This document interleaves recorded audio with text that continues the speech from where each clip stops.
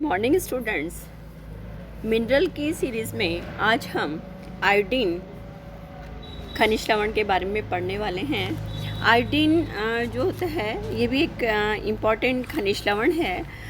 जब हम मिनरल्स की बात कर रहे हैं और मैंने आपको क्लासिफिकेशन में बताया हुआ है कि दो तरह के मिनरल्स होते हैं।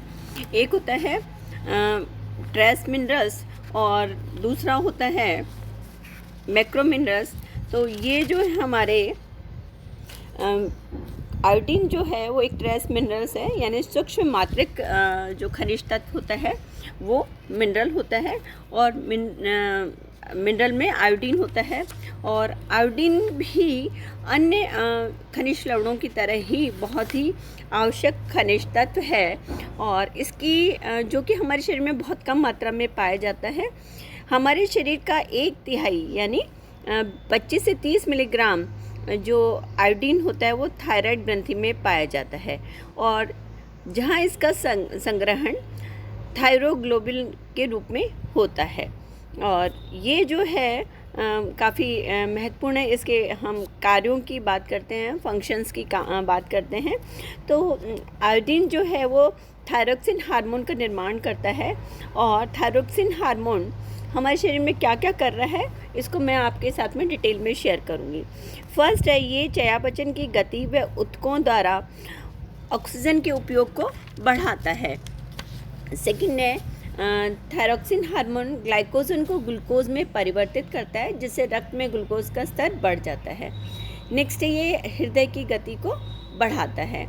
और नेक्स्ट है, अस्थियों में से कैल्शियम व फास्फोरस को डिप्लीट करता है तथा यूरिन के द्वारा कैल्शियम की, यदि अस्थियों में कैल्शियम या फास्फोरस अधिक मात्रा में हो जाता है तो थायरोक्सिन क्या कर रहा है, उसको डिप्लीट करता है, यानी उसको वहाँ से तोड़ देता है और वो एक्स्ट्रा जो कैल्शियम और फास्फोरस है वो ह्यूमन बॉडी से यूरिन के द्वारा बाहर निकल जाता है।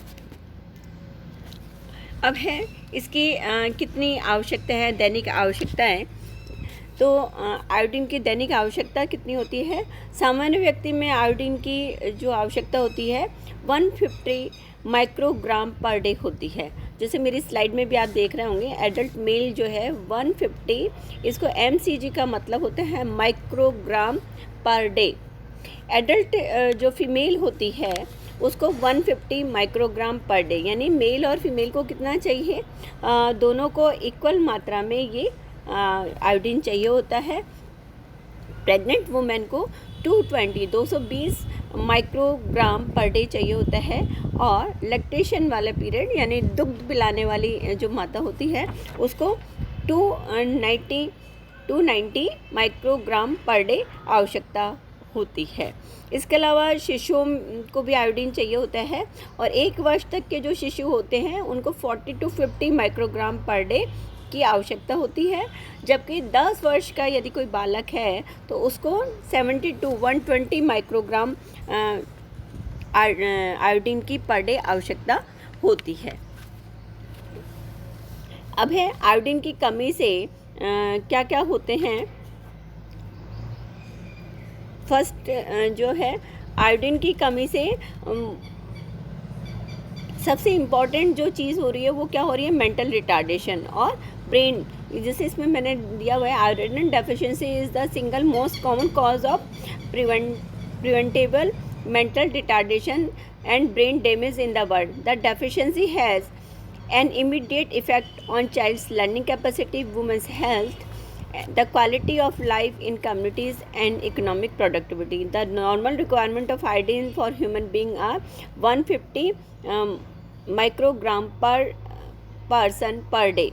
यानी इसमें जैसे क्या बताया है कि आयोडीन की डेफिशिएंसी जो होती है वो एक बहुत ही कॉमन जो प्रॉब्लम क्रिएट करती है और वो होती है कॉमन प्रॉब्लम मेंटल रिटार्डेशन और ब्रेन का। यदि आयरन की डेफिशिएंसी किसी की बॉडी में है तो ब्रेन का डैमेज हो जाता है और ये कोई भी बच्चा होता है उसकी लर्निंग जो कैपेसिटी होती है यानी वो किसी भी काम को कैसे सीखेगा, लर्निंग स्किल्स जो है, लर्निंग कैपेसिटी उन पे और वुमेन हेल्थ पे इसका इफ़ेक्ट बहुत ज़्यादा आता है। और ये जो है तो कम्युनिटी में जो रहने वाली जो लोग हैं उनकी लाइफ की गुणवत्ता को भी प्रभावित करता है। इसके साथ में व्यक्ति जो होते काम करने में थोड़ा स्लो हो जाता है और उसकी प्रोडक्टिविटी भी प्रभावित होती है। बाकी एक और जो चीज़ मैंने इसमें मेंशन की हुई है कि एवरेज जो होता है 150 जो है माइक्रोग्राम पर डे जो है वो चाहिए होता है, जो कि मैंने आपको आरडी में बताया है। अब इसमें जो है आयरन डेफिशिएंसी का क्या इंट्रोडक्शन है। ये iodine is essential for human health is as it is a constitute of thyroid hormone, यानी थायराइड हार्मोन का ये एक कॉन्स्टिट्यूट है which play an important role in physical and mental development. यानी आयोडीन जो होता है physical as well as mental development के लिए बहुत इम्पॉर्टेंट है। Iodine is one of the leading cause of preventable mental retardation and brain damage in the world. यानी यदि किसी व्यक्ति के आयोडीन डेफिशिएंसी नहीं है, तो यदि कोई व्यक्ति का ब्रेन डैमेज या मेंटल रिटार्डेशन हो गया है, तो वो जो है आयोडीन यदि उसकी पर्याप्त मात्रा में बॉडी में है तो उसको हम कंट्रोल कर दे सकते हैं। Iodine deficiency not only leads to goitre और cretinism but also to a much broad spectrum of disorder. यानी आयोडीन डेफिशिएंसी से न केवल गॉइटरी और क्रेटिनिज्म ही होता है, बल्कि और भी बहुत सारी प्रॉब्लम्स जो हैं वो व्यक्ति में हो जाती हैं। नेक्स्ट है when people consume diet lacking sufficient iodine, several important health consequences known as iodine deficiency disorder IDD will result। यदि कोई भी व्यक्ति जो पर्सन है वो अपने आहार में आयोडीन जो है वो सफिशेंट मात्रा में ले रहा है और यदि सफिशेंट मात्रा में नहीं ले रहा है तो उसके कॉन्सिक्वेंसेस जो होते हैं वो दिखाई देते हैं। Iodine deficiency is a major public health problem for population throughout the world, particularly for the pregnant women and young। और iodine deficiency जो होती है एक मेजर जो प्रॉब्लम है ऑल ओवर वर्ल्ड में ये पाई जाती है और मेनली प्रेग्नेंट वुमेन में और जो यंग बच्चे होते हैं। यदि गर्भकालीन अवस्था में आयोडीन की डेफिशिएंसी है तो कई प्रॉब्लम्स होती हैं, जैसे एबॉर्शन या मिसकैरेज होने की संभावना होती है। बच्चे का जो बर्थ होता है वो प्री मैच्योर बेबी का बर्थ हो सकता है या डिलीवरी के बाद में बच्चे की डेथ हो सकती है। बच्चे का physical as well as mental development जो है वो कम हो सकता है। बच्चे में किसी भी तरह की डिफॉर्मिटी भी हो जाती है। यानी कि आयोडीन की यदि आहार में कमी है, यदि लैक्टेशन पीरियड में भी, तो डेथ रेट की संभावना बढ़ जाती है। कई बार जो है बच्चा डेफ और डैम यानी गूंगा, बहरा, भेंगा पैदा हो सकता है। उसको ठीक से खड़े होने में दिक्कत हो सकती है, चलने फिरने में दिक्कत हो सकती है। और यदि स्कूल जाने वाले बच्चे हैं और यदि स्कूल जाने वाले बच्चे हैं और उनके यदि आयोडीन डेफिशिएंसी पाई जा रही है तो उनको पढ़ने लिखने में मन नहीं लगता और वो स्कूल में अलग अलग एक्टिविटीज़ में पिछड़ जाते हैं। और यदि एडल्टहुड में थायराइड ग्लैंड का आकार बढ़ने लगता है तो वो गॉइटर के नाम से जाना जाता है।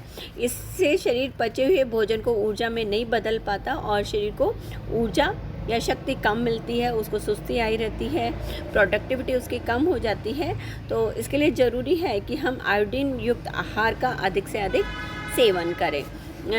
नेक्स्ट है definition. Iodine deficiency disorder refers to a spectrum of health consequences resulting from inadequate intake of iodine. The adverse consequences of iodine deficiency lead to a wide spectrum of problem ranging from abortion and stillbirth to mental and physical retardation, deafness, which collectively known as iodine deficiency। ठीक है। Next है इसके जो functions हैं, कार्य हैं, उसमें मैंने आपको थोड़ा सा तो पहले बताया ही है। इसके साथ में ही एक और जो चीज़ है कि the most important function of iodine in the body is synthesis of thyroid hormone का संश्लेषण करना। इसमें ट्रायोडायोथायोमीन T3 एंड टेट्रायोडायोथायोमीन T4, जो कि लार्ज नंबर में बहुत ज़्यादा मात्रा में उसके मेटाबॉलिज्म को जो है प्रभावित करता है। इसके अलावा इसके कुछ जो सोर्सेज भी हैं, हम किन चीज़ों से हम ले सकते हैं, ये भी बहुत इम्पॉर्टेंट होता है, क्योंकि यदि बॉडी में कमी तो है, लेकिन हमें कौन से आहार लेने होंगे जिससे हम हमारी आयोडीन की पूर्ति कर सकते हैं। तो इसमें एक तो है आयोडीन युक्त नमक का हमें लेना चाहिए ज़्यादा से ज़्यादा, और आयोडीन की मात्रा में एक सोडियम या पोटेशियम प्रति 1000 हिस्सा साधारण नमक में होता है। 1 ग्राम नमक में 76 माइक्रोग्राम आयोडीन होता है। इसके अलावा जो भी सी फूड्स होते हैं, फिश जो होती है उसमें समुद्री घास में भी आयोडीन पाया जाता है। इसके अलावा एग, मिल्क में और एनिमल जो भी प्रोडक्ट्स होते हैं उनमें भी कुछ मात्रा में आयोडीन पाया जाता है। इसी तरह से सब्जियों में आयोडीन, और ये सब्जियों में आयोडीन जो होता है, यदि सॉल्ट में या सॉइल में जो है अधिक मात्रा में आयोडीन है तो वो वेजिटेबल्स में आता है। इसके अलावा सिंघाड़ा, कमल, ककड़ी इत्यादि में भी काफ़ी मात्रा में आयोडीन पाया जाता है। कुछ जो गॉइटर के लिए एक और जो चीज़ है, ये गॉइटर जो होता है, गाइट्रोजन इसमें एक और तत्व होता है। ये आयोडीन के अवशोषण में जो है बाधा डालते हैं, और ये जो होते हैं पत्ता गोभी, फूल गोभी, सरसों, शलगम, मूली, उड़द की दाल आदि में उपस्थित होते हैं। इसके अलावा तिल, मूंगफली, सोयाबीन में भी ये पाए जाते हैं और पकाने के बाद में नष्ट हो जाते हैं। तो इसके कारण से इनके भोजन में होने से शरीर पर कोई भी प्रभाव नहीं पड़ता है। तो इसलिए हमें थोड़ा सा ध्यान में रखते हुए जो है वो आयोडीन अपने आहार में इन्वॉल्व करना चाहिए। और यदि आयोडीन की डेफिशिएंसी हो जाती है तो ये फिज़िकल और एज वेल मेंटल डिसऑर्डर्स तो करता ही है। इसके अलावा भी बहुत सारे जो है इफ़ेक्ट इसके आने लग जाते हैं। हेयर फॉल होने लग जाता है, मेमोरी लॉस हो जाती है। तो इसलिए हमें आहार में पर्याप्त मात्रा में जो भी व्यक्ति की दैनिक आवश्यकता है उसके अनुसार जो है आयोडीन युक्त आहार लेना चाहिए। Thank you.